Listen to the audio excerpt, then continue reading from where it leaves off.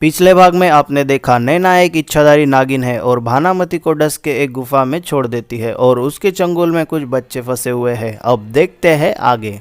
नमस्कार, मैं हूं द अमेजिंग नेचर। स्वागत है आपका आपके अपने YouTube channel the amazing nature में। कुछ बच्चे जो नैना के पास फंसे हुए होते हैं उनमें से एक भागने में कामयाब हो जाता है और गाँव वालों को सारी हकीकत बता देता है। दूसरे दिन सुबह गांव वाले बच्चों को बचाने के लिए जाते हैं। वहां जाने के बाद उनको पता लगता है कि भानामती की झोपड़ी अब घर का रूप ले चुकी है। जैसे ही गांव वाले नैना के घर के बाहर जाते हैं, दरवाजा अपने आप खुल जाता है। घर में जाने के बाद उनको बच्चों की चीखें सुनाई देती है और साथ साथ नैना नागिन की जोर जोर से हंसने की आवाजें भी। आवाज की दिशा में जाने के बाद गाँव वालों को अपने बच्चे दिखाई देते हैं जो एक जंजीर से बंधे हुए होते हैं और नैना एक बड़े से आसन पर बैठी हुई होती है जिसे देखकर लोग डर जाते हैं। अपनी डरावनी हंसी रोककर नैना बोलती है, अगर अपने बच्चों की जान बचाना चाहते हो तो तुम लोगों को मेरा काम करना होगा। लोगों को पता था कि वो इस नागिन से नहीं लड़ सकते, तो उसकी बात मानते हुए पूछते हैं कि हमें क्या करना होगा। नैना बोलती है, जंगल में एक गुफा है, वहाँ पर कुछ सालों से मेरे नाक को कैद करके रखा गया है। उस गुफा में एक बहुत बड़ा राक्षस है। अगर तुम लोग उसे वो जो चाहता है वो लाकर दोगे तो राक्षस तुम लोगों को एक मनी देगा। वो मनी तुमको मुझे लाकर देना होगा। गांव वाले पूछते हैं कि हम तुम्हारे नाक को कैसे बचाएंगे। नैना बोलती है, वो मैं तुम्हें मनी लाने के बाद बताऊंगी।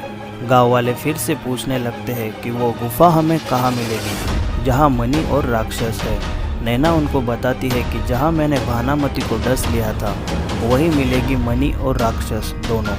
नैना गाँव वालों को उस जगह का पता और वर्णन बता देती है और साथ में यह भी बता देती है कि भानामती अब तक ठीक हो गई होगी, वो भी तुम लोगों को मदद करेगी। यह सुनकर बच्चे खुश हो जाते हैं। गाँव वाले उस गुफा को ढूंढने के लिए निकल पड़ते हैं। अब आप लोगों को बहुत सारे सवाल आए होंगे, जैसे भानामती ठीक कैसे हुई होगी, अगर वो ठीक हुई तो अभी तक घर क्यों नहीं आई, और आखिर वो गुफा वाला राक्षस गांव वालों से क्या मांगने वाला है जिसके बदले में उन्हें मनी मिल जाएगी। ठीक यही सवाल गांव वालों के मन में भी आ रहे थे। बहुत ढूंढने और मेहनत करने के बाद आखिर गांव वालों को गुफा मिल जाती है। उस गुफा का मुंह बहुत बड़े पत्थर से बंद होता है जो किसी भी इंसान से बिल्कुल हिलने वाला नहीं था।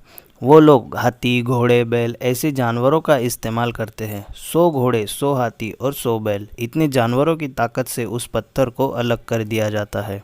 यह काम इतना आसान नहीं था, लेकिन अपने बच्चों के प्राण बचाने के लिए गांव वालों को कैसे भी करके अपना काम पूरा करना था।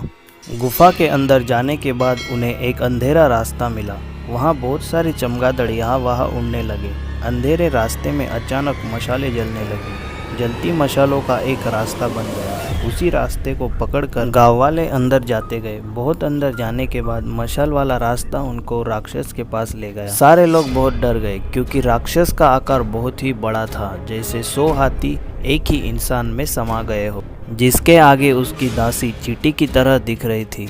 राक्षस आराम से सोता था और दासी उसकी सेवा करती थी। जब गांव वालों ने उस दासी को ध्यान से देखा तो उन्हें पता चला कि वो दासी कोई और नहीं बल्कि भानामती है।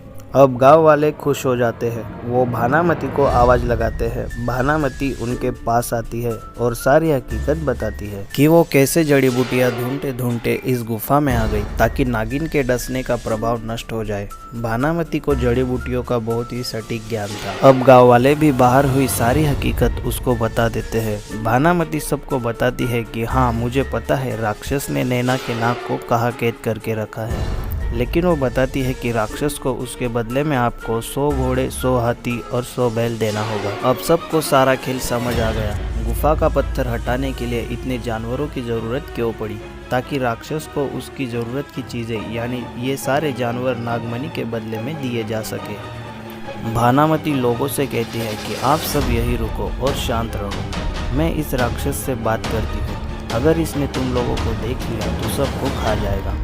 भानामती राक्षस के पास जाती है, उसको आवाज़ लगाती है और सारी बात बताती है। राक्षस जानवरों के बदले में मनी देने के लिए मान जाता है। सारे जानवरों के बदले में लोगों को मनी और भानामती दोनों मिल जाते हैं। अब सब लोग और भानामती नैना के पास जाकर उसे मनी दे देते हैं। नैना मणि को अपने जीभ से लगाती है और वहाँ उसका नाग आज़ाद हो जाता है और यहाँ सारे बच्चे।